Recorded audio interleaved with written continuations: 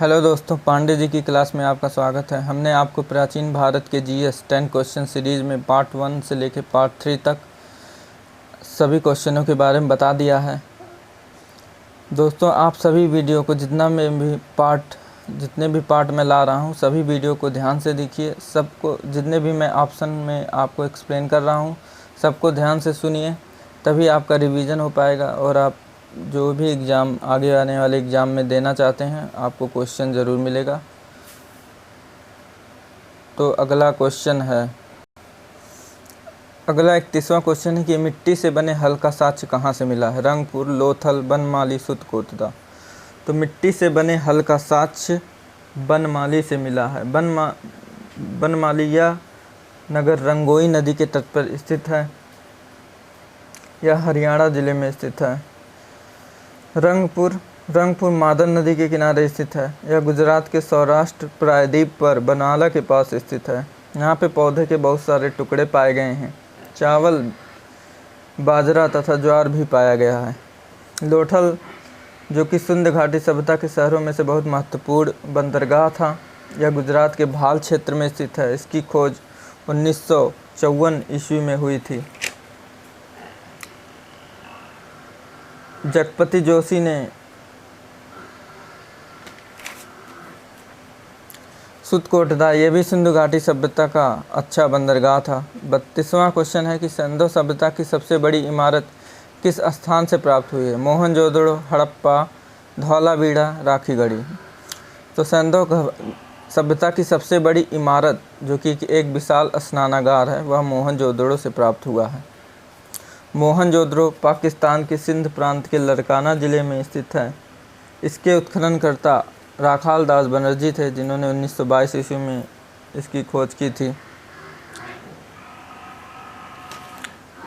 हड़प्पा पाकिस्तान के पूर्वोत्तर में स्थित पंजाब प्रांत में स्थित एक पुरातात्विक स्थल है। यह रावी नदी के किनारे स्थित है। धौलावीरा, जो कि सिंध सभ्यता का सबसे सुंदर नगर माना जाता है, जिसमें अच्छी जल प्रबंधन प्रणाली के बारे में बताया गया है कि यहाँ पर अच्छी जल प्रबंधन प्रणाली पाई गई है। जगपति जोशी ने 1967-68 ईस्वी में इसकी खोज की थी। राखीगढ़ी, जो कि भारतीय उपमहाद्वीप का सबसे बड़ा हड़प्पा स्थल है, यह स्थल मौसमी घग्गर नदी से 27 किलोमीटर दूर सरस्वती नदी के मैदानी इलाकों में पाया जाता है। यह हरियाणा के हिसार जिले में स्थित है। 33वां क्वेश्चन है कि मनके बनाने के कारखाने किस स्थान से मिले हैं? राखीगढ़ी, कालीबंगन, कोल्डीवा, चनहुदड़ो। तो यहाँ पे हाईलाइटेड है चनहुदड़ो। चनहुदड़ो से मनके बनाने के कारखाने प्राप्त हुए हैं। राखीगढ़ी, जो कि पिछले क्वेश्चन में हमने आपको बताया, भारतीय उपमहाद्वीप का सबसे बड़ा हड़प्पा स्थल। कालीबंगन, यहाँ से जुते हुए खेत एवं नक्काशीदार ईंटों के प्रयोग का साक्ष्य मिला है।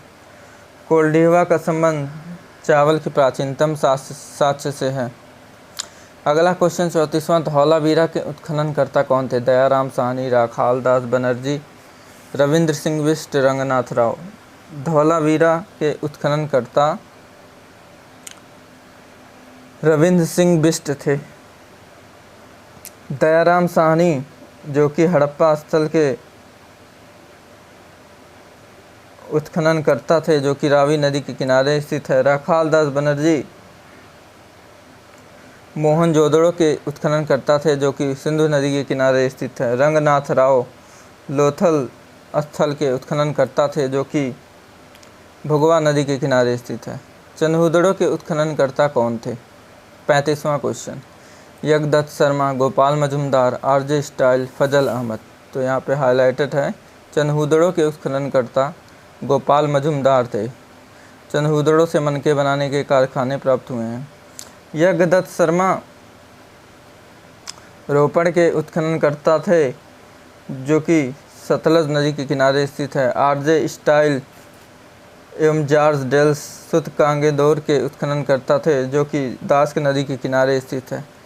फजल अहमद कोटदीजी के उत्खननकर्ता थे, जो कि सिंधु नदी के किनारे स्थित है।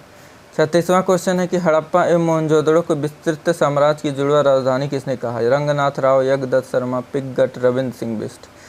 हड़प्पा एवं मोहनजोदड़ो को विस्तृत साम्राज्य की जुड़वा राजधानी पिंगट ने कहा। रंगनाथ राव जो कि लोथल के उत्खननकर्ता थे, जो कि भोगवा नदी के किनारे स्थित है। यज्ञदत्त शर्मा रोपड़ के उत्खननकर्ता थे, जो कि सतलज नदी के किनारे स्थित है। रविंद्र सिंह बिष्ट बनमाली एवं धौलावीरा के उत्खननकर्ता थे, जो कि रंगोई नदी के किनारे स्थित है। अगला क्वेश्चन 37वां, दशराज का युद्ध ऋग्वेद के किस मंडल में? 7वें मंडल में, 10वें मंडल में, 9वें मंडल में, 8वें मंडल में? तो दशराज का युद्ध ऋग्वेद के 7वें मंडल में स्थित है।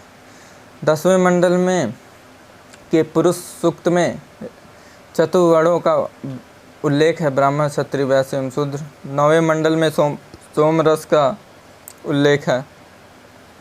8वें मंडल में सूक्त संख्या 103 है तथा मंत्र संख्या 1716 है। 38वां क्वेश्चन है कि आर्यों के समाज की सबसे छोटी इकाई क्या थी? ग्राम, विश्व, कुल, राष्ट्र। तो आर्यों के समाज की सबसे छोटी इकाई कुल थी, क्योंकि आर्यों का समाज पितृ प्रधान था और समाज की सबसे छोटी इकाई कुल थी और कुल के मुखिया को कुलप कहा जाता था।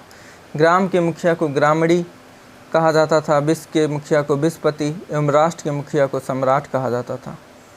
39वां क्वेश्चन है कि सांख्य दर्शन के प्रवर्तक कौन थे? सांख्य दर्शक के प्रवर्तक कौन थे? गौतम, कपिल, पतंजलि, चारवाक। तो सांख्य दर्शक के प्रवर्तक कपिल थे। गौतम जो है वो न्याय दर्शन के प्रवर्तक थे, पतंजलि योग दर्शन के प्रवर्तक थे और चारवाक दर्शन के प्रवर्तक थे।